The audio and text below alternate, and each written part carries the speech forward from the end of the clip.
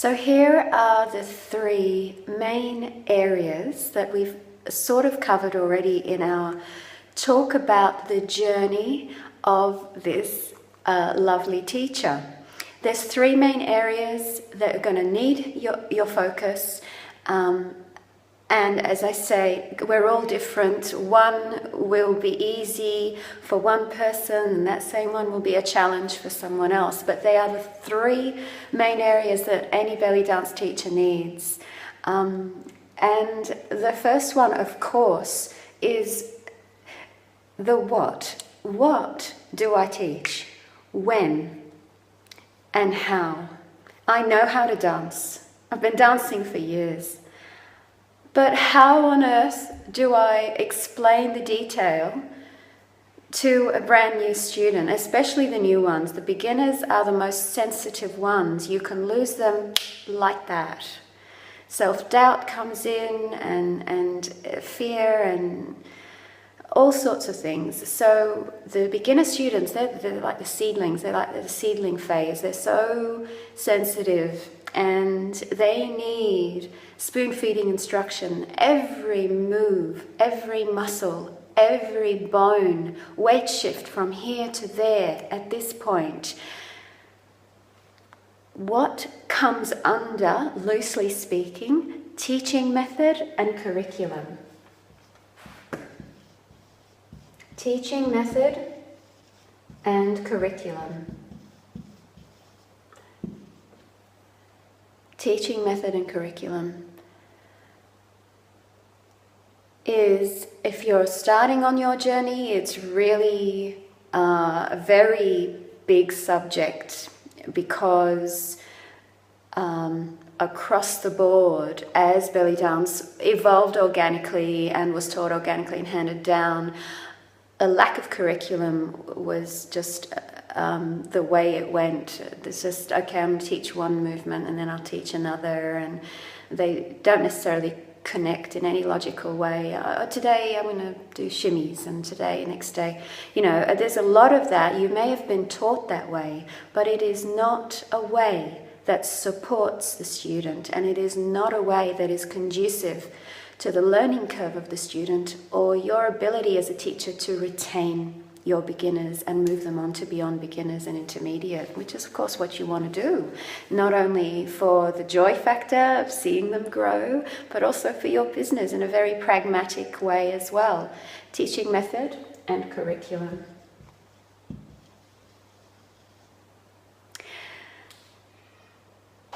There's three, that's the first. Put one here. Two is the business end of things, and I've covered a bit of that already. The business end of things. Business.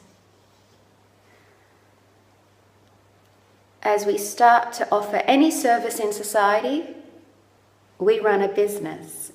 It's the way it is. You'll go out and you'll get yourself a business name, and you'll realize very soon that you're going to have to market it. And I spent my 20s in corporate advertising and marketing. For years I worked with multinational advertising agencies who organizing millions of dollars of ad spend for corporate multinationals. And also after that worked for small business and medium-sized businesses, and of course then after that ran my own as I, took the plunge into self-employment. And so I'm very qualified to be able to help you with that, and especially not just business in general, but especially how it relates to a Middle Eastern dance school. So the business end of things is the other side. And then And by the way, before I move on from that, that never stops. So I have the ladies who come to me with a decade plus of studio, running their studios and teaching. This is the most important one very often they come to, because in their minds they have a curriculum already, but very often they learn a lot there as well. But business, they'll come and say, look, I just wasn't trained in business, I never ran my own business, and so that's the bit that I get stumped on. As I say, everybody has their strengths naturally, and then as well their challenges. The third and most important as well, very important, is what I call, and it's very seldom that somebody actually thinks they need to learn this. It's not top of mind. Top of mind is, what do I teach? How do I teach it? And when do I teach what before the other? Curriculum and teaching method. How questions. How do I break down a movement? I know how to do it. I know how to do a figure eight. How do I instruct someone to do it in their body and create a successful movement that feels good and doesn't cause injury? Okay, so that's top of mind for most people who come into teaching. Business as well, that hits pretty quickly as well. The understanding that, I've really got to get my head around this one as well. But the third and rarer question is the who that's doing the teaching, and the why, the who and the why questions. And I like to describe that as teaching craft.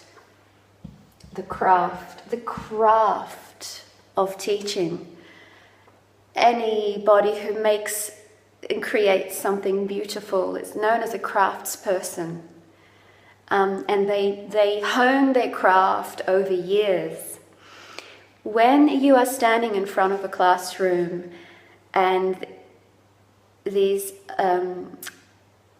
often excited, often afraid women are standing in front of you, how do you deliver? How is your delivery? How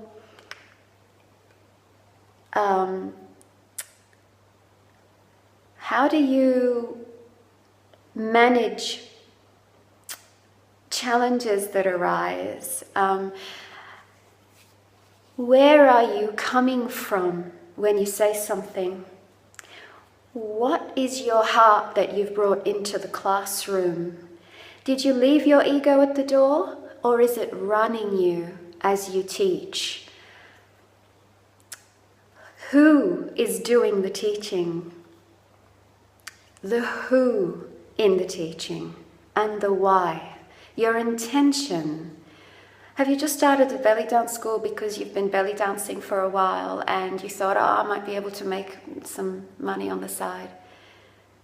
It's so much bigger than that. And it can't be just about that. Because you are teaching people. And as Dale Carnegie said, when you interact with people, you're interacting with creatures of emotion.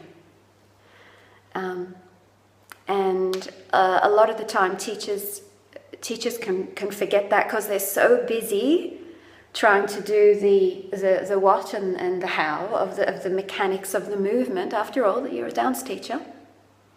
They very often forget the more subtle emotional journey the students are going through. And I am here to tell you, the women in your class will go through a roller coaster of emotions, especially in their beginner term with you. If they survive that beginner term, you're doing very well, and they have a lifetime of joy and benefit of all-round wellness that the dance is going to give them. But so many leave in that beginner term because they aren't being taught, with a curriculum that works for beginners, that builds that foundation. And it gets overwhelmed, and that sensitive beginner mind that is just so self-criticizing needs to be handled with soft, gentle hands. The craft of teaching. And it brings in, so not just the heart of the teacher, connecting with the heart of the student, but the mind of the teacher. How to think like a teacher. Good teachers think on their feet and they structure things. And they've got so much intelligence that goes into what they're doing, and so that their mind connects with the minds of their students as well. So it's not as simple as just simply, okay, I'm going to teach them how to do the movement and then see you later. the movement that we're learning today.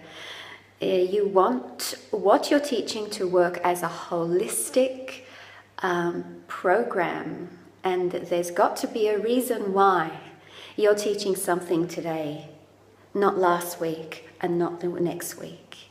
You want to have that intelligence, so there's a thinking that the teacher brings as well to why she's doing something, when.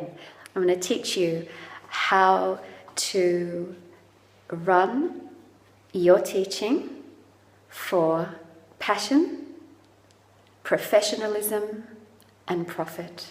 And those three have been covered a lot in the last 20 minutes video of how they become, challenges at any given point along that journey of her hearing the call to teach and then starting to teach, and how they can also be just, when you learn how to get that fire going and burning and protect it and keep it going for yourself, and then it will of course shine warmth and light on your students as well, and take your school from one joyful stage to another.